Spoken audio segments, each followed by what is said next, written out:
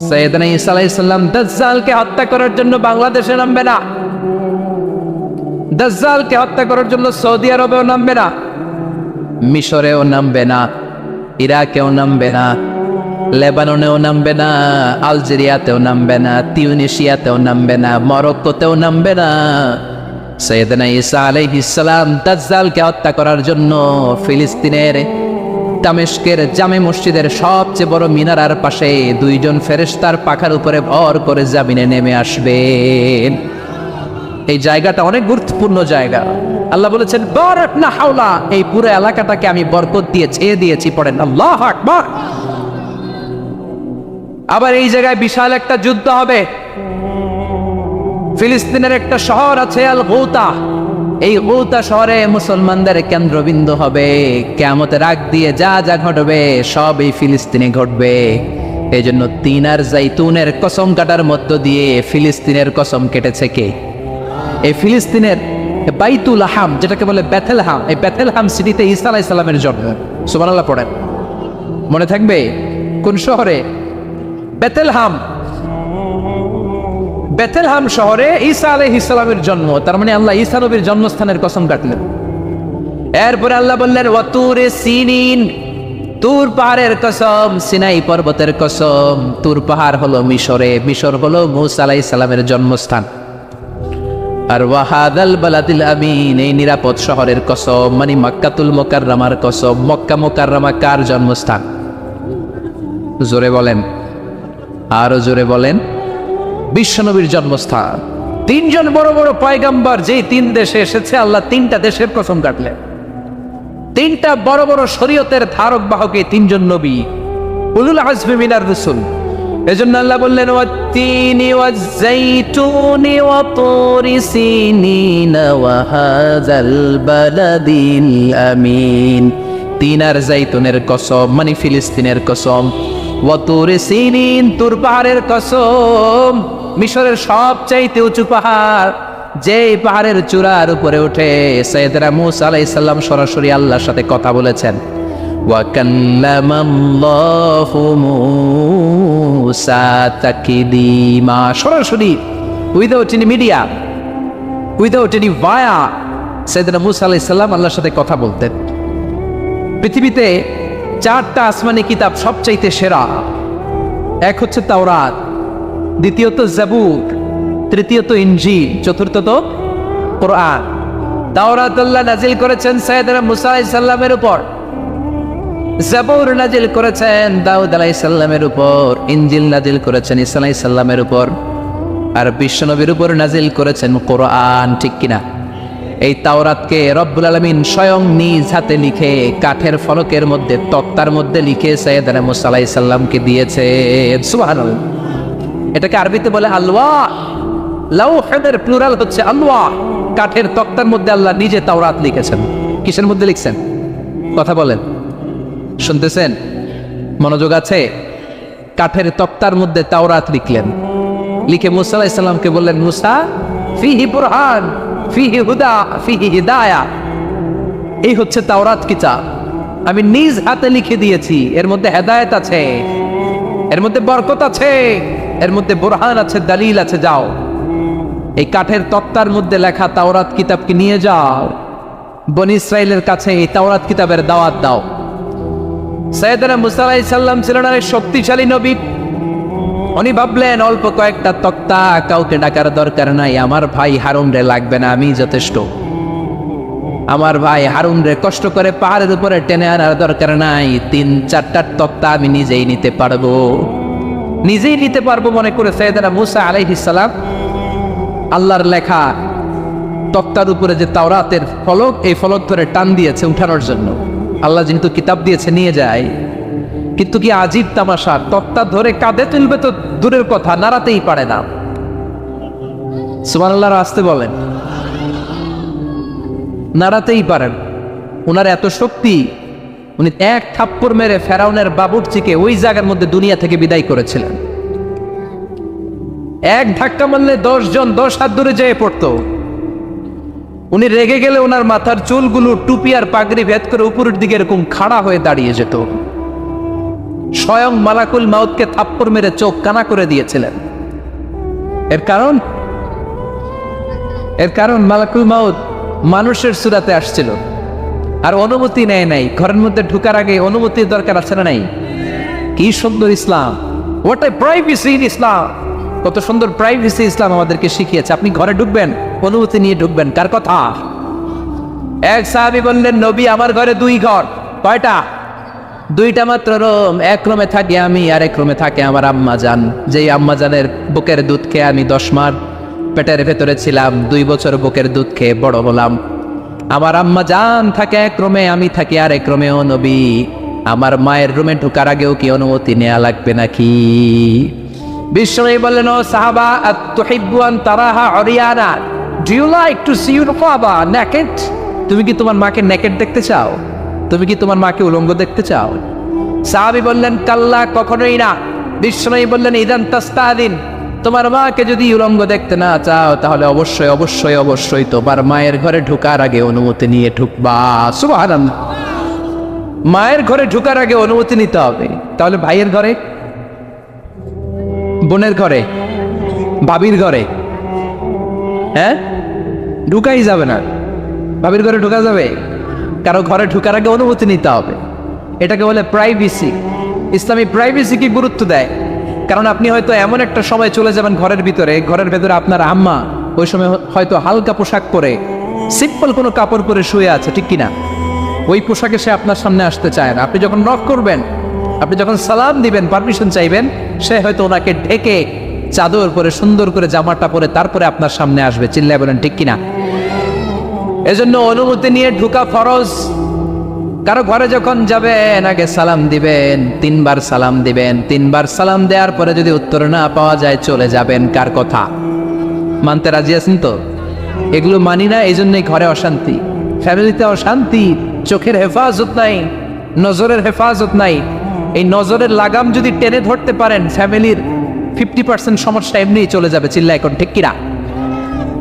সাইয়েদনা মূসা আলাইহিস সালামের কাছে মালাকুল মাউত, মৃত্যুর ফেরেশতা, মানুষের সূরাতে এসেছিল, অনুমতি নেয় নাই, হুট করে ঘরে ঢুকছে।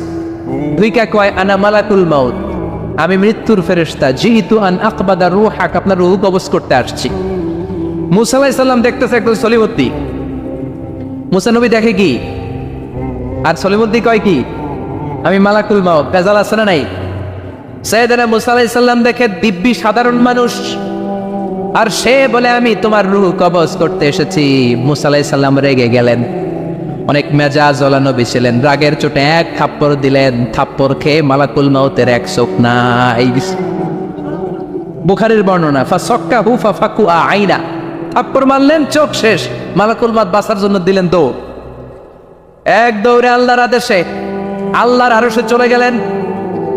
যে বলে, মাবুদ এমন নবীর কাছে পাঠিয়েছেন, আরসালতানি ইলা আবদিন লা ইউরিদুল মাউত, এমন বান্দার কাছে পাঠিয়েছে, ওই বান্দা মরতে চায় না, খালি মারতে চায়। কি করতে চায়?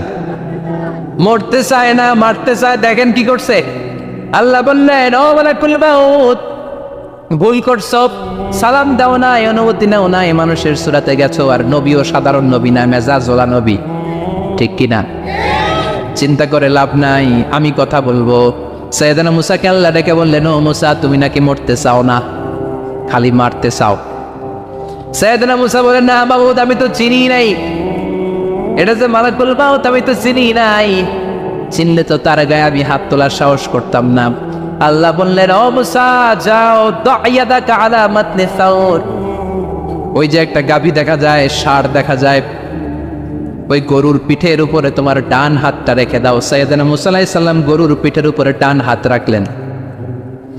আল্লাহ বললেন, মূসা, তোমার ডান হাতের নিচে গরুর যতগুলো পশম, প্রত্যেকটা পশমের বিনিময়ে তোমার 1 বছর করে হায়াত আমি বাড়িয়ে দিলাম।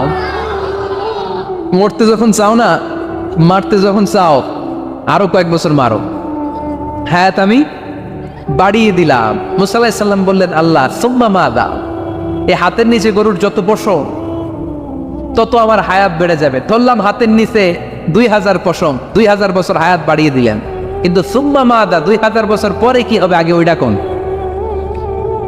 ওই জামালাটা ভাঙের আগে আল্লাহ বললেন মূসা সুম্মাল মাউত, তারপরে তো তোমাকে মরতেই হবে, এই পৃথিবীতে আসলেই মরতে হয়। কুল্লু নাফসিন যায়িকাতুল মাউত, এই পৃথিবীতে যারা একবার আসবে তাদেরকেই মরতে হবে, ঠিক কি না? সাইয়েদনা মূসা আলাইহিস সালাম বললেন ফাল আনা, তাহলে আর দেরির দরকার নাই, এখনই আমাকে নিতে বলেন। সুবহানাল্লাহ। মালাকুল মাউত এসে মূসা আলাইহিস সালামের রূহ কবজ করে ফেললেন। এই মূসা আলাইহিস সালামের সাথে সরাসরি আল্লাহর কথা হতো এই তুর পাহাড়ের উপর, আর এই তুর পাহাড়ের নামে কসম কেটেছে কে? ওয়া তুরি সিনিন। আল্লাহ বললেন তিন আর জাইতুনের কসম, মানে ফিলিস্তিনের কসম। ওয়া তুরি সিনিন, তুর পাহাড়ের কসম, যেই তুর পাহাড়ের উপরে আমি তাওরাত কিতাব নাজিল করেছি। তাওরাত কিতাবটাকে কাঠের ফলকের মধ্যে লিখে বললেন মূসা নিয়ে যাও। মূসা আলাইহিস সালাম নিতে পারে না, মনে আছে? মনে আছে আপনাদের না ভুলে গেছেন? মূসা আলাইহিস সালাম ধরলেন, নাড়াতে পারেন না, আর কাঁধে তুলবে তো দূরের কথা, নাড়াতেই তো পারেন। এত শক্তিশালী নবী। তাওরাতের যে আলওয়াহুত তাওরাত, তাওরাতের ফলক, এই বাণীগুলো নিয়ে বাণীবাহকের কাজ করবে, বার্তাবাহকের কাজ করবে, বনী ইসরাইলের কাছে এই পয়গাম পৌঁছে দিবে, কিন্তু তুলতেই তো পারে না। আল্লাহর ডেকে বলে আল্লাহ পারি না। আল্লাহ বললেন ট্রাই করো, ট্রাই এগেইন, আবার চেষ্টা কর, দেখো না পারো কিনা। হাবিল সাইয়েদনা মূসা আলাইহিস সালাম ভাবলেন এই দিক দিয়ে পারি না, ওই দিক দিয়ে ধরলে মনে হয় পারবো। এবার তক্তার ওই পাশ দিয়ে নাড়াচাড়া শুরু করছে, ওই দিক দিয়েও পারে না। এবার ভাবলেন এক কাজ করি, মাঝখান দিয়ে দেখি নাড়াতে পারি কিনা। সাইয়েদনা মূসা আলাইহিস সালাম কাঠের তক্তাগুলোর মাঝখান দিয়ে ধরলেন, টান দিলেন, কিন্তু তক্তা নড়ে, নাড়ানোই যায় না, কাঁধে তুলবে তো দূরের কথা। সাইয়েদনা মূসা আলাইহিস সালাম অপরাগ হয়ে আল্লাহর ডেকে বললেন ও মাবুদ পারি না। আল্লাহ আসলে চাচ্ছে মূসা যেন বলে পারি না। মূসা পারে না এটা শুনতে আল্লাহর বড় মনে চায়। সুবহানাল্লাহ কইবেন না? কারণ সব জায়গায় উনি পারে আর মারে। আজকে সাইয়েদনা মূসা আলাইহিস সালামের কণ্ঠে আল্লাহ শুনতে চায় আল্লাহ আমি অপারগ, আমি পারি না। সাইয়েদনা মূসা আলাইহিস সালাম বলে আল্লাহ সাইয়েদনা জিব্রাইলকে যদি বলেন আমারে যদি একটু সাহায্য করে, আমার কাঁধে তুলে দিলে আমি নিয়ে বাড়িতে যাব। সাইয়েদনা জিব্রাইলকে একটু বলেন। আল্লাহ বললেন যাও জিব্রাইল, হেল্প আউট মূসা, মূসা আলাইহিস সালামকে সাহায্য করো। এবার সাইয়েদনা মূসা আলাইহিস সালাম ধরলেন এই দিকে, সাইয়েদনা জিব্রাইল ধরলেন এই দিকে। দুইজন মিলে তাওরাত লেখা কাঠের তক্তাগুলো উঠাতে চাইলেন, কিন্তু কি আজীব তামাশা, সাইয়েদনা জিব্রাইলও পারে না। সাইয়েদনা মূসা আলাইহিস সালাম বলেন ও ভাই জিব্রাইল চলো জায়গা চেঞ্জ করি, তুমি এদিক দিয়ে ধরো, আমি ওই দিকে ধরি, আবার জোরসে টান মারো। দেশ গ্রামে কয় না জোরসে টান, এইও সিস্টেমে দুইজন মিলে টানে, কিন্তু নাড়াতেই পারে না। আগে তো হাতে নিবে, তারপরে কাঁধে তুলবে, দুইজনেও পারে না। গায়ে যত জোর আছে সাইয়েদনা মূসা আলাইহিস সালাম জোরসে টান দিলেন, যত জোর, সব জোরকে একসাথে করে তিনি টান দিয়েছেন। টানের চোটে দেহের প্রতিটা লোমকূপ থেকে ঘাম বেরোতে শুরু করেছে। টানের চোটে রক টান খেয়ে যাচ্ছে, কোমরের রক ছিঁড়ে যাওয়ার অবস্থা, কিন্তু কাঠের ফলকগুলো নাড়ানো যায়। সাইয়েদনা মূসা আলাইহিস সালাম বললেন আল্লাহ জিব্রাইলও পারে না। জিব্রাইলের সাথে হাজার হাজার সহকারী ফেরেশতা, তাদেরকে একটু বলেন হেল্প করার জন্য। সুবহানাল্লাহ পড়েন। হাজার হাজার ফেরেশতা তুর পাহাড়ের উপর সবাই মিলে জোরে জোরে টান দেয়, জোরে জোরে টান দেয়, সবাই মিলে চেষ্টা করে তাওরাত লেখা ফলক এক প্রান্ত থেকে আরেক প্রান্ত কোনো জায়গা দিয়ে ধরে 1 ইঞ্চি নাড়াতে পারে না। এই অবস্থা দেখে আল্লাহ বললেন ঘটনা কি? আল্লাহ পারি না। সাইয়েদনা মূসা আলাইহিস সালাম কি বলে? আল্লাহ পারি না। আল্লাহ বললেন মূসা এই ফলকগুলোর এত ওজন নয়, কাঠের এই তক্তাগুলোর এত ওজন নয়, কিন্তু এই কাঠের তক্তার মধ্যে যে বাণীগুলো লেখা হয়েছে বাণীগুলো কার? এটা আমার বাণী, আমার কথা। এই জিনিসটা বোঝানোর জন্য আমি এটার ওজনকে ভারী করে দিয়েছি। এবার জিব্রাইলের সহকারী ফেরেশতা লাগবে না, জিব্রাইলের সহযোগিতা লাগবে না, তোমার গায়ে আমি যেই জোর দিয়েছি টান দিয়ে দেখো সবগুলারে কাঁধে তুলে নিতে পারবা। সাইয়েদনা মূসা আলাইহিস সালাম এবার বিসমিল্লাহ বলে সবগুলো তাওরাত লেখা কাঠের তক্তাগুলো কাঁধে নিয়ে এক দৌড়ে বাড়ি। আল্লাহু আকবার। যেই পাহাড়ের উপর এই তক্তা টানাটানির ঘটনা ঘটেছে, পাহাড়টার নাম, এজন্য আল্লাহ বললেন ওয়াত্তিনি ওয়াজ্জাইতুনি ওয়া তুরি সিনিন ওয়া হাদাল বালাদিল আমিন। তিন আর জাইতুনের কসম, তুর পাহাড়ের কসম। আবার তুর পাহাড়ের মধ্যে নূরের তাজাল্লি দিয়েছে কে? فلما تجلى ربه جعله دكا وخر موسى صعقا। সাইয়েদনা মুসা আলাইহিস সালাম বললেন, আল্লাহ তোমাকে দেখতে চাই। আল্লাহ বললেন, দেখতে পারবে না, পাহাড়ের দিকে তাকাও, পাহাড়ের মধ্যে নূরের তাজাল্লি দেব, যদি পাহাড় টিকে যায় তাহলে দেখতে পাবা। আল্লাহ যখন তুর পাহাড়ের উপর তাজাল্লি বেড়েছেন, পাহাড় ভেঙে খান খান হয়ে যায়, সাইয়েদনা মুসা আলাইহিস সালাম বেহুশ হয়ে যায়। এই বেহুশ হওয়ার ঘটনা আর পাহাড় জ্বলে ছাই হওয়ার ঘটনা যেখানে ঘটেছে, ওই পাহাড়টার নাম জোরে বলেন। ওই তুর পাহাড়ের কসম কেটেছে কে? ওয়াতুরি, ওয়াতুরি 2285 মিটার উঁচু, অনেক উঁচু পাহাড়।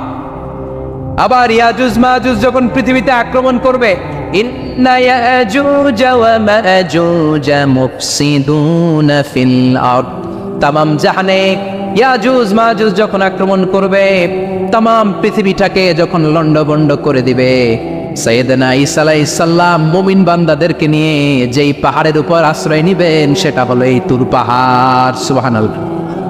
ঈসা আলাইহিস সালাম মুমিনদেরকে নিয়ে এক পাহাড়ে চলে যাবেন এই ইয়াজুজ মাজুজের অত্যাচার থেকে বাঁচার জন্য। এদেরকে ইংরেজিতে বলে Gog Magog. If you search in Google by writing Gog and Magog, আপনি পেয়ে যাবেন ইয়াজুজ মাজুজের কাহিনী।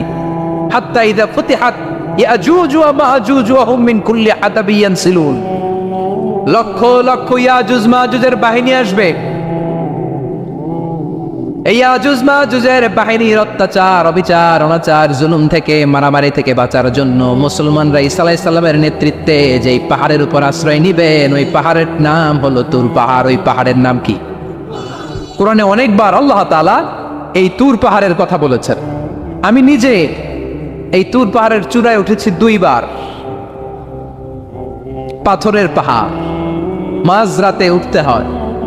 এই তুর পাহাড়ের নিচে একটা গির্জা আছে, খ্রিস্টানদের প্রাচীনতম গির্জা, সেন্ট ক্যাথেরিনা গির্জা। এই গির্জার ভিতরে ঢুকেছিলাম দেখার জন্য। এটা পবিত্র জায়গা। মুসা আলাইহিস সালাম যখন যাচ্ছিলেন, আল্লাহ বললেন, ফাখলা'না আলাইক, ফাখলা'না আলাইকা ইন্নাকা বিল ওয়াদিল মুকাদ্দাসি তুয়া। শুজ অফ, জুতা খুলে ফেলো। মুসা জুতা খুলে ফেলো। ইন্নাকা বিল ওয়াদিল মুকাদ্দাসি তুয়া, you are in a very holy valley, very sacred valley. একটা পবিত্র উপত্যকায় তুমি এসেছো। এর চাইতে উন্নত এবং পবিত্র উপত্যকা আমি মহাবিশ্বে কোথাও সৃষ্টি করি নাই। চিল্লায় পড়েন সুবহানাল্লাহ। মাঝরাতে তুর পাহাড়ে উঠতে হয়, ব্যাকপ্যাক নিয়ে যেতে হয়, সেখানে পানি টানি খাবার দাবার নিয়ে ওঠা লাগে। 3-4 ঘন্টা লাগে উঠতে, নামতে আবার 3-4 ঘন্টা। সকালে 10টা-11টার পরে আর তুর পাহাড়ে থাকা যায় না, কারণ আমাদের বাংলাদেশের পাহাড়গুলো মাটির পাহাড়, তুর পাহাড় হচ্ছে পাথরের পাহাড়। পাথরের পাহাড়ে যখন সূর্যের আলো লাগে, পাথরের পাহাড় গরম হয়ে যায়। আমরা মাঝরাতে উঠতে শুরু করলাম।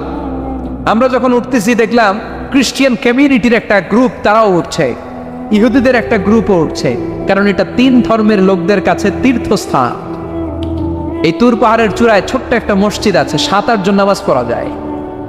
খ্রিস্টানদের একটা গির্জা আছে, ইহুদিদের একটা সিনাগগ আছে। ফজরের সময় উঠলাম, পুরো সিলসিলাতুল জিবাল তুর পাহাড় দেখলাম। অবাক হলাম, এই পাহাড়ে বিশ্বনবী মেরাজের রাতে নেমে দোয়া করেছেন, ঠিক কিনা?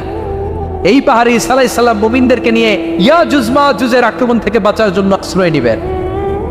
এই তুর পাহাড়ের কসম কোরআনের ভেতরে কেটেছে কে? এজন্য আল্লাহ বললেন, ওয়াত্তিনি ওয়াজ-যাইতুনি ওয়া তুরি সিনিন ওয়া হাযাল বালাদিল আমিন। তিন আর জাইতুনের কসম, ওই মিশরের তুর পাহাড়ের কসম, ওয়া হাযাল বালাদিল আমিন, এই নিরাপদ শহরের কসম। শহরটার নাম কি? কি নাম?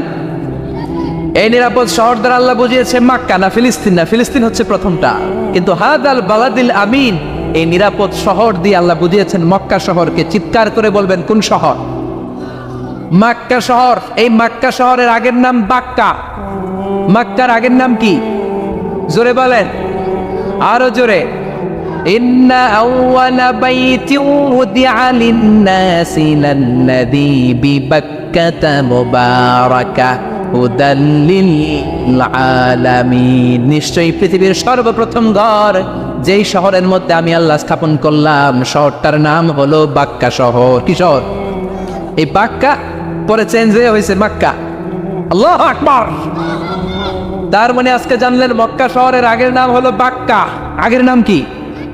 মক্কা শহরে অনেক হোটেল আছে, ওই হোটেলের নাম ফুন্দুক বাক্কা। দেখছেন?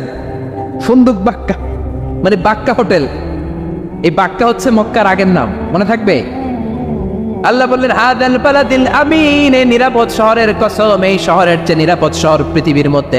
ইউসাউইরুকুম ফিল আরহামি কাইফা ইয়াশা লা ইলাহা ইল্লা হুয়াল আজিজুল হাকিম। তিনি হলেন এমন সত্তা যিনি মায়ের পেটে থাকা অবস্থায় তোমাদের চেহারার ডিজাইন করে দিয়েছে। চিল্লায়া বলেন সুবহানাল্লাহ। তাহলে চারটা কসম কেটে আল্লাহ যে দামি কথাটা বললেন, লাকাদ খালাকনাল ইনসানা ফি আহসানি তাকওয়িম, সুন্দর আকৃতিতে তৈরি করেছি। এজন্য সুন্দর চেহারাটা নিয়ে যখন আয়নার সামনে দাঁড়াবেন, তখন আপনি আয়নার দোয়া পড়বেন আল্লাহুম্মা হাসসানতা খালকি ফাহসিন খুলুকি। বিশ্বনবীর চেহারা সুন্দর বেশি না কম? জোরে বলেন।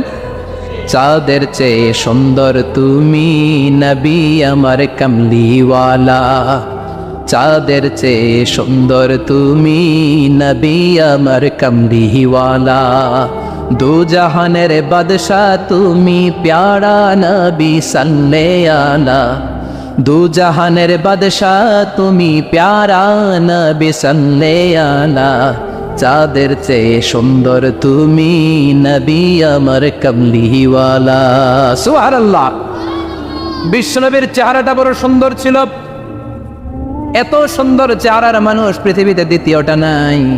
ওই চেহারা নিয়ে বিশ্বনবী আয়নার সামনে যখন দাঁড়াতেন, উনি বলতেন আল্লাহুম্মা হাসসানতা খালকি ফাহসিন খুলুকি।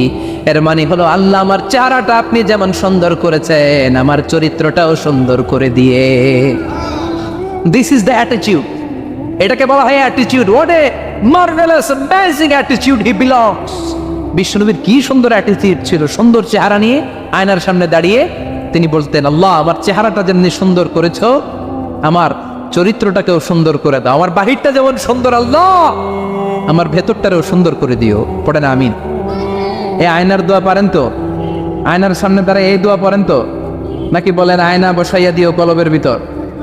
এগুলো বলবেন? পড়েন আল্লাহুম্মা হাসসানতা খালকি ফাহসিন খুলুকি, আল্লাহুম্মা হাসসানতা খালকি ফাহসিন খুলুকি। হে আল্লাহ, সবাই বলেন হে আল্লাহ, তুমি আমার চেহারাটা সুন্দর করেছো, তুমি আমার চরিত্রটাও সুন্দর করে দিও। আমিন। আর জোরে পড়েন আমিন। এই জন্য নিজে যখন আয়নার সামনে দাঁড়াবেন এটা বলবেন, আপনার স্ত্রী যখন আয়নার সামনে দাঁড়ায় তখন এইটা বলবেন, আপনার বাচ্চা যখন আয়নার সামনে দাঁড়ায় তখন এই দোয়া পড়বেন। রাজি আছেন তো? আয়নার সামনে দাঁড়িয়ে আমরা বলবো হাসসানতা খালকি, আল্লাহ তুমি আমার চেহারাটা সুন্দর করেছো। আমরা সবাই সুন্দর, আমরা সবাই সুন্দর। যার কালার কালো, কালো চামড়ার লোক, তার মধ্যে একটা সৌন্দর্য আছে না নাই? আল্লাহ বললেন এই কালো আর ধলো এগুলো তো বাইরে। ওয়াখতিলাফু আলওয়ানিকুম ওয়া আলসিনাতিকুম, তোমাদের গায়ের রঙের ভিন্নতা, ভাষার ভিন্নতা, এগুলো আল্লাহর মিরাকেল। একজন সাদা, একজন কালো, একজন ধূসর বর্ণের, এক একজনের চেহারার সাথে আরেকজনের চেহারার মিল নাই। সুবহানাল্লাহ। এটাই সৌন্দর্য। এজন্য আল্লাহ বললেন লাকাদ খালাকনাল ইনসানা ফি আহসানি তাকওয়িম, আমি গোটা মানব জাতিকে চমৎকার একটা স্টাইল দিয়ে তৈরি করেছি। এই স্টাইলের সাথে পৃথিবীর কোনো প্রাণীর কোনো মিল থাকে না। সুবহানাল্লাহ। কি অসাধারণ আমাদের কাঠামো। আপনি যদি হিউম্যান ব্রেইন নিয়ে চিন্তা করেন, আমাদের ব্রেইনের ক্যাপাসিটি কিন্তু অনেক বেশি। এই পৃথিবীতে সবচেয়ে পাওয়ারফুল যে কম্পিউটার আবিষ্কার করা হয়েছে এটার নাম Cray-1 super computer. United states of আমেরিকাতে যারা মিলিটারি বেসে জব করে, তাদের ম্যাথমেটিক্যাল ইকুয়েশন ড্র করার জন্য, সলিউশন করার জন্য এই Cray-1 সুপার কম্পিউটার তারা ইউজ করে। বিজ্ঞানীরা হিউম্যান ব্রেইনের ক্যাপাসিটির সাথে ওই Cray-1 সুপার কম্পিউটারের তুলনা করেছে। তারা তুলনা করে দেখেছে Cray-1 সুপার কম্পিউটারের চেয়েও আমাদের ব্রেইন শতগুণ বেশি শক্তিশালী। আমাদের হেয়ারিং সিস্টেম নিয়ে যদি আপনি গবেষণা করেন অবাক হয়ে যান। এই যে কানের মধ্যে এখানে পেঁচানো দেখা যায়, এটা কি আল্লাহ এমনি এমনি দিছে? মা খালাকতা হাদা বাতিলা, এমনি এমনি আল্লাহ কিচ্ছু দেয় নাই। এই পেঁচানো ডিজাইন না থাকলে আপনি শুনতে পেতেন না। আপনার কান দুইটা যদি কেটে কান কাটা রমজান করে দেয়, আপনি কোনো আওয়াজ শুনতে পাবেন না। এই কানের ডিজাইনগুলো, এই আঁকাবাঁকা পথগুলো আল্লাহ তাআলা দিয়েছে ইথারে ভেসে আসা সাউন্ডগুলোকে ইলেকট্রিক্যাল সিগন্যালের মাধ্যমে ভেতরে ঢুকানোর জন্য।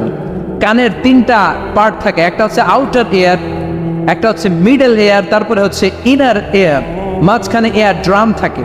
এই আউটার এয়ার থেকে, মিডল এয়ার থেকে, তারপরে ইনার এয়ারে ইলেকট্রিক্যাল সিগন্যাল দিয়ে বাতাসে ভেসে আসা এই সাউন্ডের ওয়েভগুলো, এই তরঙ্গগুলোকে ইলেকট্রিক্যাল সিগন্যাল দিয়ে ট্রান্সমিট করে ব্রেইনের হেয়ারিং নার্ভের কাছে পাঠিয়ে দেয়। এই সূক্ষ্ম কাজগুলো হতে আসলে অনেক সময় লাগে, কিন্তু 1 সেকেন্ডের মধ্যে আমি বলছি আর আপনারা সেকেন্ডে শুনছেন। চিল্লায় এখন সুবহানাল্লাহ।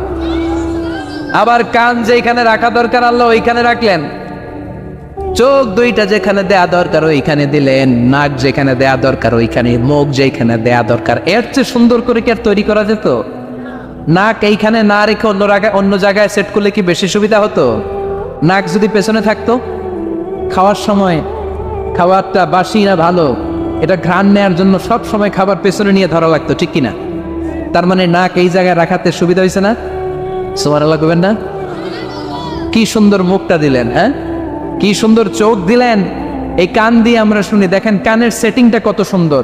ধরেন ফর এন এক্সাম্পল, উদাহরণস্বরূপ, এই কানটা আল্লাহ এইখানে না রেখে এই কান যদি আপনার এই বাম বগলের ভিতরে দিত, আর এই কান যদি আপনার এই বগলের নিচে দিত, তাহলে আজকে মিজানুর রহমান আজহারের ওয়াজ শোনার জন্য সবার এইভাবে বসে থাকা লাগতো 1.5 ঘন্টা।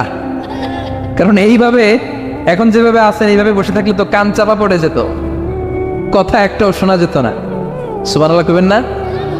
চোখের সেটিংটা কত সুন্দর। চোখ এইখানে না রেখে যদি মাত্র 2 ইঞ্চি উপরে এইখানে দিত, সেজদা দিতে পারতেন। শীতকালে যে ফুটবল খেলেন, হেড দিতে পারতেন। হেড দিতে গেলে বল চোখের মধ্যে লাগা, চোখ শেষ। সুবহানাল্লাহ পড়েন।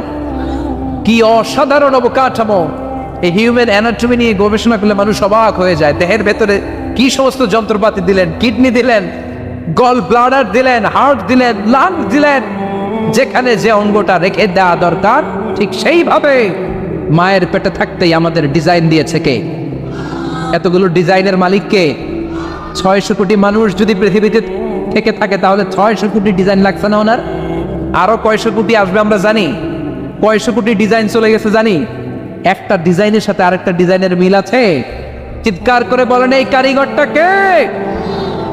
এজন্য আল্লাহ বলেন 4টা জিনিসের কসম কেটে তোমাদেরকে আমি যেটা বলবো শোনো। লাকাদ খালাকনাল ইনসানা ফি আহসানি তাকওয়িম।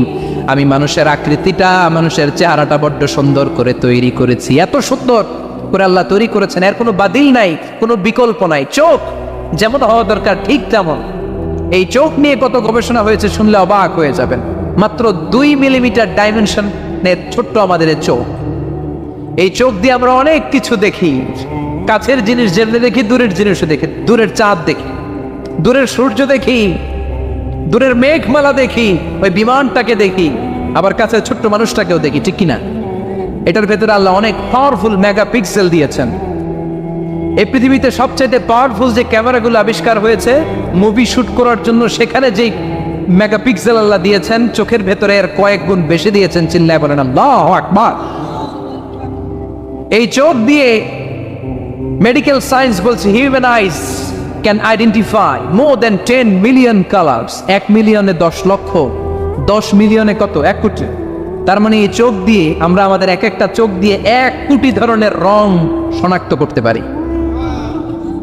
এক লাল রঙের মধ্যে কত লাল, লাইট রেড, ডিপ রেড, কত ধরনের মিক্স করে কত কালার হয়, সবকিছু চোখ দিয়ে আমরা ধরতে পারি। চিল্লায় বলেন আল্লাহু আকবার। জিহ্বা দিয়ে স্বাদ নেওয়ার সুযোগ দিলেন। এই জিহ্বার পার স্কয়ার সেন্টিমিটারে টেস্ট বাড রয়েছে 184টা। সেই হিসাবে আপনার জিহ্বার উপরিভাগ দিয়ে আপনি 10,000-এরও বেশি ধরনের খাদ্যের স্বাদ আস্বাদন করতে পারেন। চিৎকার করে পড়েন আল্লাহু আকবার। এক একটা অঙ্গ নিয়ে যদি আপনি গবেষণা করেন, কত কাজ করার সুযোগ আল্লাহ তাআলা দিয়ে দিলেন। 206টা নাকি হাড্ডির পিস রেখেছে আল্লাহ এক একটা দেহের ভিতরে। 206টা না, 206টা হাড় আছে। আমাদের প্রত্যেকের দেহের ভিতরে কয় পিস হাড্ডি? কথা কয় না। 206টা। সবচেয়ে ছোট হাড়টা আছে কানের ভেতরে, সুবহানাল্লাহ পড়েন। সবচেয়ে ছোট হাড়, এক একটা অঙ্গ কত সুন্দর এরকম বেন্ড করা যায়, হাত পা নাড়ানো যায়, এইখানে একটা টুইস্ট করা যায়, এইখানে টুইস্ট করা যায়, আবার কবজি টুইস্ট করা যায়, আবার এইখানে এক একটা আঙ্গুলে কতগুলো টুইস্ট করা যায়। সুবহানাল্লাহ কইবেন না? কত কাজ এ হাতের, এই হাত দিয়ে ঘুষি মারা যায়, হ্যাঁ, হাত দিয়ে আটার খামির বানানো যায়, হাত দিয়ে ভারী জিনিস উত্তোলন করা যায়। আবার এই হাত দিয়ে দেখেন ক্রিকেটাররা কি সুন্দর বল করে, এটা দিয়ে স্পিন বল করে, লেগ স্পিন করে, অফ স্পিন করে, পেস বল করে, এক হাতের মধ্যে কত কারসাজি। সুবহানাল্লাহ করে না? আবার বা হাতে স্পিন করে না, বল এদিকে পড়ে ওইদিকে চলে যায়, আছে না নাই? আবার এই আঙ্গুল দিয়ে কত কাজ। বাজার থেকে বাজার করে যখন বাজারের ব্যাগ যখন নিয়ে আসেন, হাতে ধরেন নাকি আঙ্গুলে ধরেন, কত কাজ। এই আঙ্গুল দিয়ে মোবাইল টিপে আমরা মোবাইল ইউজ করি, আঙ্গুল দিয়ে ল্যাপটপে আমরা টাইপ করি। ডাক্তাররা এই আঙ্গুল দিয়ে সুই ইউজ করে সূক্ষ্ম সূক্ষ্ম সার্জারির কাজগুলো করে, অবাক হয়ে যাবেন এই আঙ্গুলের কত কাজ। এই আঙ্গুল দিয়ে আবার এখন ক্রিকেটেও এরকম 2 আঙ্গুল তুললে ছক্কা, আছে না নাই? আবার 1 আঙ্গুল তুললে আউট, আবার এটা তুললে ভিক্টরি, বিজয় চিহ্ন। দেখবেন যত নেতা খেতা করে পুলিশে ধরে এটা দেখায়, আছে না নাই? এইভাবে কত ধরনের নমুনা আমরা ইউজ করি, কতভাবে হাতগুলোকে ইউজ করি, কতভাবে পা গুলোকে ইউজ করি। দেহের এই সৌন্দর্য আমাদের দান করেছে কে? লাকাদ খালাকনাল ইনসানা ফি আহসানি তাকওয়িম। আমি মানুষকে সব চাইতে সুন্দর আকৃতিতে তৈরি করেছি। সুবহানাল্লাহ পড়েন, চিল্লায় পড়েন আল্লাহু আকবার। আল্লাহ বললেন মানুষ সব চাইতে সেরা, মানুষ হলেন সব চাইতে সেরা। মানুষ যখন সেরা হয়, মানুষের চাইতে সেরা কেউ হয় না। আবার মানুষ যদি নিকৃষ্ট হয়ে যায়, মানুষের চাইতে নিকৃষ্ট কেউ হতে পারে না, ঠিক কিনা? আল্লাহ বললেন মানুষের আকৃতি আমি বড্ড চমৎকার করে বানালাম। সবচেয়ে সুন্দর আকৃতি মানুষের, সবচেয়ে সুন্দর আকৃতি কার? জোরে বলেন, সবচেয়ে বেশি মর্যাদা কার? আশরাফুল মাখলুকাত কে? আশরাফুল মাখলুকাত কে? চিল্লায়া বলেন। নাকি হাতি? রয়্যাল বেঙ্গল টাইগার শক্তিশালী না? এটা এটা তো মানুষ খেয়ে ফেলায়, তো এটাই না আশরাফুল মাখলুকাত হওয়া দরকার? হাতি সবচেয়ে শক্তিশালী না? তো এটাই না আশরাফুল মাখলুকাত হওয়া দরকার? এগুলো কোনটাই আশরাফুল মাখলুকাত না। আশরাফুল মাখলুকাত হচ্ছে মানুষ। আশরাফুল মাখলুকাত কি? চিল্লায় বলেন, আশরাফুল মাখলুকাত কে? এজন্য আল্লাহ বললেন লাকাদ খালাকনাল ইনসানা ফি আহসানি তাকওয়িম। আমি মানুষকে চমৎকার আকৃতি দিয়ে তৈরি করেছি। সুম্মা রাদাদনাহু আসফালা সাফিলিন। আবার মানুষকে আমি একেবারে নিম্নগামী করেছি। উপরে যেমনি নিয়েছি, আবার মানুষকে নিম্নগামীও করেছি। তার মানে মানুষ যদি সম্মানিত হয়, মানুষের চেয়ে বেশি সম্মানিত কেউ হতে পারে? মানুষ যদি সম্মানিত হয়, মানুষের চেয়ে সম্মানিত হওয়ার সুযোগ কারো আছে? দলিল কি? দলিল হচ্ছে বিশ্বনবী যখন মেরাজে যাচ্ছিলেন, একটা সার্টেন লেভেল, যে একটা নির্দিষ্ট জায়গায় যে সাইয়েদনা জিব্রাইল বললেন, ইয়া রাসূলুল্লাহ আমি আর উপরে যেতে পারবো না, আমার খেলা এই জায়গায় শেষ, নবী আপনার খেলা এখন শুরু। সুবহানাল্লাহ। ও নবী, এই জায়গার নাম সিদরাতুল মুনতাহা, এটা সীমান্ত বৃক্ষ, এটা হচ্ছে বর্ডার এরিয়া। কি এরিয়া? এটা হলো বর্ডার এরিয়া, এখানে আমার খেলা শেষ।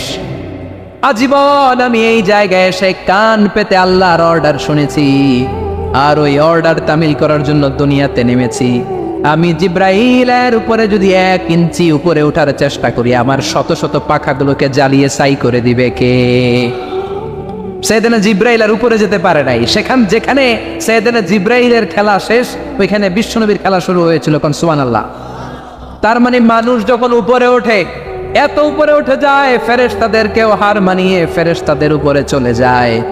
আবার মানুষ যখন নিচে নামতে শুরু করে, শয়তানকেও হার মানিয়ে নিচে চলে যায়, ঠিক কিনা?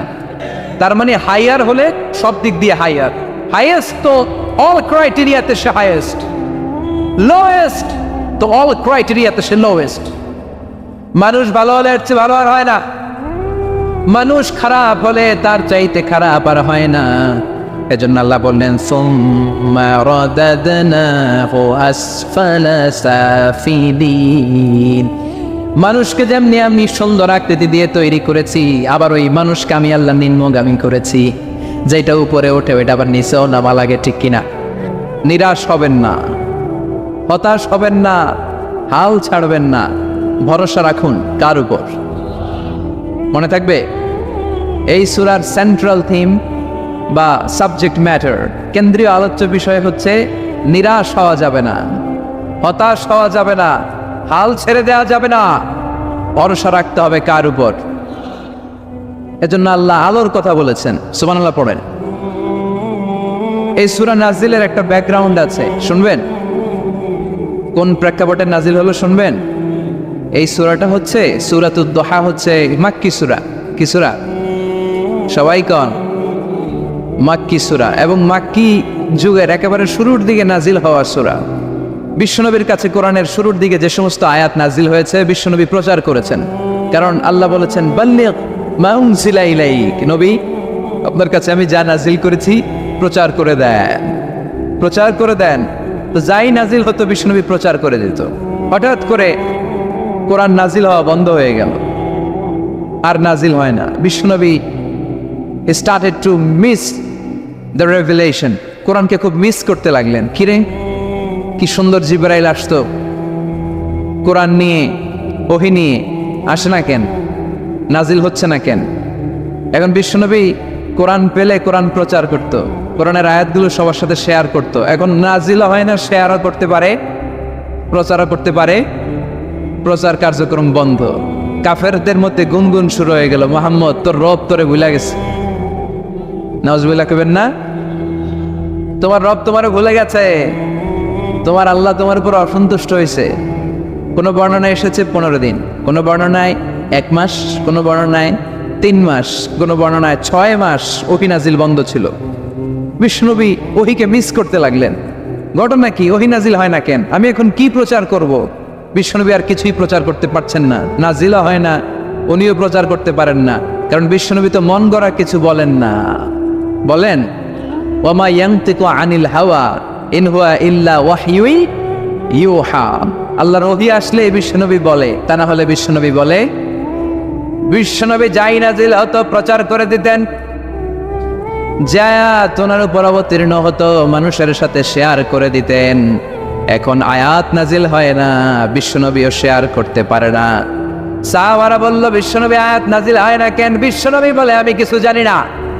কাফির মুশরিক মহলে গুনগুনানি শুরু হয়ে যায়। ঘটনা কি? মুহাম্মদের রব মুহাম্মদ রে বুইল্লা গেছে, মুহাম্মদের রব মুহাম্মদের সাইরা দিছে, মুহাম্মদের আর পছন্দ করে না, এজন্য কোনো আয়াত নাজিল করে না। বিশ্বনবীর চাচি আবু লাহাবের স্ত্রী উম্মে জামিল বলল, মুহাম্মদ তোমার শয়তানটা বুঝে তোমার কাছে আসে না। এই শয়তান দ্বারা উদ্দেশ্য নিয়েছে জিবরাইল আলাইহিস সালামকে। নাউজুবিল্লাহ পড়েন। এবার বিশ্বনবী টেনশনে পড়ে গেলেন, ঘটনা কি রে? কি ভুল আমার হয়? কি অন্যায় আমি করলাম? কি ভুল আমার হচ্ছে? কি ত্রুটি আমার, যে কারণে আল্লাহ আমারে পছন্দ করে না? 3 মাস 6 মাস হয়ে যায়, আকাশ থেকে কোনো ওহী নাজিল হয় না। কি আমি করলাম? আমার মনে হয় আমার কোনো ভুল হয়েছে, আমার কোনো ত্রুটি হয়েছে, অন্যায় হয়েছে, যে কারণে আমার আল্লাহ আমারে পছন্দ করে না। মাঝে মাঝে আমাদের জীবনে এরকম হতাশা আসে না নাই? কিরে আমি এত দোয়া করি কবুল হয় না কেন? আমার জীবনে এত দুঃখ কেন? আমার জীবনে এত কষ্ট কেন? আমার জীবনে তো ভালো কিছু হয় না, সবাই হুর হুর করে এগিয়ে যায়, কত সুন্দর ক্যারিয়ার, বিসিএস হয়ে যায়, সরকারি জব হয়ে যায়, ব্যবসায় লালে লাল, আমার তো কিছু হয় না, আমার কিচ্ছু হলো না। এরকম হতাশা আছে না নাই?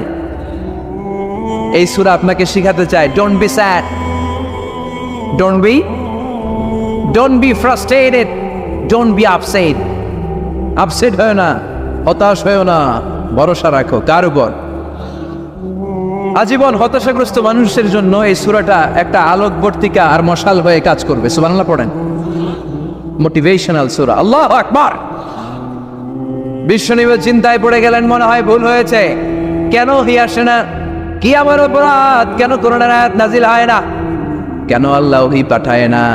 বিশ্বনবী যখন চিন্তিত, বিশ্বনবী যখন হতাশ, তখন আল্লাহ নাজিল করলেন ওয়াদ-দুহা ওয়াল-লাইলি ইযা সাজা ওয়াদ-দুহা আলোর শপথ। ওয়াল্লাইলি ইদা সাজা, আর রাতের শপথ যখন রাতটা নিঝুম হয় আর হয় নিস্তব্ধ। সুবহানাল্লাহ কইবেন না? আল্লাহ আলোর শপথ করলেন, এজন্য হতাশ হবেন না। See the sunlight, go out, see the nice day. কত সুন্দর দিন, কত সুন্দর আলোক উজ্জ্বল দুপুর, কত সুন্দর সকাল। সুবহানাল্লাহ পড়েন। হতাশ হবার কোনো কারণ নাই। আপনার আল্লাহ আপনার সাথে আছে না নাই? আপনি আপনারা যত ভালোবাসেন তার চেয়েও আপনারা বেশি ভালোবাসে কে? আপনার বাবা মা আপনারা যত মায়া করে তার চেয়েও আপনারা বেশি মায়া করে কে? আল্লাহ বললেন ওয়াদ-দুহা, সকালবেলার সূর্য কিরণের শপথ। ওয়াল্লাইলি ইদা সাজা, আর রাত্রির শপথ, রাত্রিটা যখন নিঝুম হয় আর নিস্তব্ধ হয়। সুবহানাল্লাহ পড়েন। তাহলে আল্লাহ আলো আর অন্ধকারের শপথ বা কসম কাটলেন, ঠিক কিনা?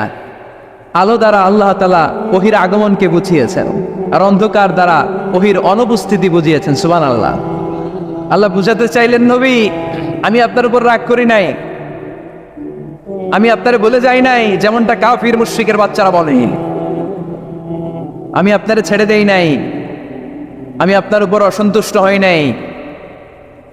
সব সময় যদি সূর্যের আলো থাকে রাত্রে ঘুমাইতে পারবেন? ধরেন 365 দিনই খালি আলো আর আলো, খালি সূর্যের আলো, রাত আর নাই, ভাল লাগবে? আবার সব সময় রাত, সূর্যের আলো নাই, ভাল লাগবে? রাত দিন দুইটার দরকার আছে না নাই? এই আলো দ্বারা আল্লাহ ওহির কথা বুঝালেন। আল্লাহ বুঝাতে চাইলেন, নবী আলোর শপথ আর অন্ধকারের শপথ। আমি যেমনি আলোর পর অন্ধকার দেই, তেমনি ওহির পর মাঝে মাঝে ওহি না পাঠিয়ে আপনাকে বিশ্রাম নেওয়ার সুযোগ করে দেই। বিশ্বনবীর কত ভালোবাসতেন আল্লাহ, কারণ ওহি রিসিভ করার মধ্যে একটা কষ্ট আছে না নাই? ও নবী, সবসময় যদি ওহি নাজিল হয়, আপনার স্নায়ু, আপনার দেহ, আপনার মাংসপেশি এই ওহি রিসিভ করতে পারবে না, আপনার স্নায়ু এটা বরদাস্ত করতে পারবে না। ওহির একটা কিরণ আছে, সূর্যের যেমনি তেজ আছে, আলো আছে, ওহিরও কিরণ আছে। সব সময় এই কিরণ আকাশ থেকে আপনার গায়ে পড়লে আপনি সহ্য করতে পারবেন না। তেমনি আলোর পরে যেমনি আধারের দরকার, কিছুদিন ওহি আসার পরে ওহি বন্ধ থাকার দরকার আছে না নাই? সুবহানাল্লাহ পড়েন। বিশ্বনবীর আরামের জন্য আল্লাহ ওহি বন্ধ করে দিলেন। আল্লাহু আকবার। কারণ সব সময় ওহি আসাটা ভালো না। সব সময় হয়ে আসলে বিশ্বনবী সহ্য করতে পারতেন না। কারণ মা আয়েশা বলতেন, শীতের রাতে যখন বিশ্বনবীর উপর ওহি নাজিল হতো, ওহির প্রেসারে বিশ্বনবীর গলার দাড়ি দিয়ে ঘাম ঝরে ঝরে পড়তো। আমরা তো মাগনা কোরআন পাইছি, কোনো কষ্ট করা লাগে নাই, কোনো পরীক্ষা করা লাগে নাই। বিশ্বনবী যখন কোরআন রিসিভ করতেন, মিসলা সলসলাতিল জারাস, বুখারীর বর্ণনা, ঘন্টার ধ্বনির ন্যায় দপ্তরি যখন হাই স্কুলের ছুটি দেওয়ার জন্য ধামধাম করে ঘন্টা বাজায়, এর কাছে যে কান লাগিয়ে দাঁড়িয়ে থাকা যায়, যেরকম বিকট আওয়াজ হয় এরকম আওয়াজে ওহি আসতো। আর এই ওহি রিসিভ করতে যে মাঘ মাসের কনকনে শীতের রাতে বিশ্বনবী ঘেমে ঘেমে একাকার হয়ে যেতেন। আবার বিশ্বনবী যখন ওটের উপরে বসা অবস্থায় ওহি নাজিল হতো, ওহির ভাড়ে, ওহির চাপে, ওহির প্রেসারে, কোরআনের প্রেসারে ওটের বুকটা জামিনের মধ্যে লেগে যেত। আবার ঘোড়ার উপরে বসে থাকা অবস্থায় যখন কোরআনের আয়াত ওহি নাজিল হতো, ঘোড়ার পা গুলো মরুভূমির বালুর ভেতরে দেবে যেত। বিশ্বনবীর এক সাহাবা যায়েদ রাদিয়াল্লাহু তাআলা আনহুর পায়ের মধ্যে মাথা রেখে বিশ্বনবী একবার ঘুমাচ্ছিলেন। 1 ঘন্টা 2 ঘন্টা ঘুমিয়ে রইলেন, যায়েদ মাথায় ব্যথা পায় না। হঠাৎ বিশ্বনবী ঘুম থেকে জাগলেন। জাগার পর ওইখানে কি হয়েছে? এত গ্যাদারিং এর ভেতরে সমস্যা তো হবেই, গরম লাগবে, ধাক্কা ধাক্কি, আমারে দেখা যাবে না, এই ভাই আপনি সরান, এই ক্যামেরা নামাও, এগুলো বলা যাবে? এগুলো বললে আজকে আমি ওয়াজ করতে পারবো? যে যেইখানে যে অবস্থায় আছেন আল্লাহর ওয়াস্তে বসেন। আমি আর অল্প কয়েক মিনিট কথা বলবো। আমি জানি অনেকে আমাকে দেখতে পাচ্ছেন না, মাইকের অবস্থাও ভালো না, যতটুকু শোনা যায় পিন ড্রপ সাইলেন্ট লাগবে, পিন পতন নীরবতা। নীরব না হলে তো ওয়াজ করা যাবে। আর কোনো আওয়াজ শুনবো আমি? তাহলে থামেন। ওহি রিসিভ করতে বিশ্বনবীর কত কষ্ট হতো খেয়াল করে শুনুন। আবার ডানে বায়ে তাকায়। শাওয়ারের ভাইয়েরা এদিকে তাকান, আমার দিকে হয়েছে, বাস আমার দিকে তাকান। ওহি রিসিভ করতে বিশ্বনবীর কত কষ্ট হতো। যায়েদ রাদিয়াল্লাহু তাআলা আনহুর পায়ের মধ্যে মাথা রেখে বিশ্বনবী শুয়ে আছেন। 1 ঘন্টা 2 ঘন্টা শুইলেন, উনি ব্যথা পায় না। হঠাৎ বিশ্বনবী ঘুম থেকে জাগলেন। জাগার সাথে সাথে আকাশ থেকে কোরআনের আয়াত নাজিল হতে লাগলো। আর যায়েদ বলে, 2 ঘন্টায় আমার কিছু হয় না, কিন্তু যখনই আমার রানের মধ্যে মাথা রেখে বিশ্বনবী শুয়ে আছেন আর কোরআনের আয়াত নাজিল হতে লাগলো, আমার মনে হচ্ছে আমার রানটা ফেটে টুকরা টুকরা হয়ে যাবে। আমার হাড্ডি ফেটে খান খান হয়ে যাবে। ওহিরবার তার মানে একটা কাঠিন্যতা আছে না নাই? এজন্য আল্লাহ বিশ্বনবীরা ডেকে বললেন, নবী আমি রাগ হই নাই, আমি আপনারে বলে যাই নাই। বারবার সূর্যের আলো থাকলে, সব সময় সূর্যের কিরণ থাকলে যেমনি আরাম লাগে না, বারবার ওহি রিসিভ করতে যেই কষ্টটা আপনার হয়, আমি আরশের উপর থেকে দেখে আমার সহ্য হয় না। এজন্য আপনাকে বিশ্রামের ব্যবস্থা করে দিলাম, এই জন্য কিছুদিন ইচ্ছা করে আমি ওহি বন্ধ করে দিলাম। والضحى والليل إذا سجى ما ودعك ربك وما قلى। সকালবেলার সূর্য কিরণের শপথ, রাতের নিস্তব্ধতার নিঝুম রাত্রির শপথ। মা ওয়াদ্দাআকা রব্বুকা ওয়া মা ক্বালা। আপনার রব আপনারে ভুলে যায় নাই, আপনার উপর অসন্তুষ্ট হয় নাই। সুবহানাল্লাহ পড়েন। তাহলে কাফেররা যা বলেছে এটা ওদের মুখের উপরে, জোরে কোন ঠিক কিনা? উম্মে জালিল বিশ্বনবীকে যে গালি দিয়েছে, ওর গালি ওর মুখে